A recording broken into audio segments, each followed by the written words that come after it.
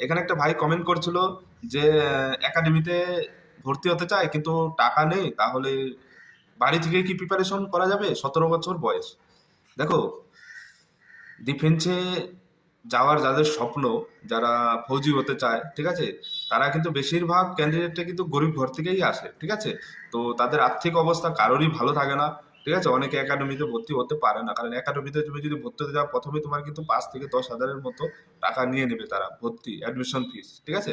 তো ওইখানে অনেক পড়াশোনা করানো হবে, তারপরে তোমাদের ফিজিক্যাল এক্সারসাইজ করানো হবে, কিন্তু যারা গরিব ঘর থেকে তাদের পক্ষে তো এত টাকা দেওয়া সম্ভব না, তাই তো। তুমি নিজে থেকেই বাড়িতে থেকেই তুমি প্রিপারেশন করতে পারবে, ঠিক আছে। তো আমরাও বাড়ি থেকেও প্রিপারেশন করেছি, ঠিক আছে। আমরা কোনো একাডেমিতে ভর্তি হয়নি।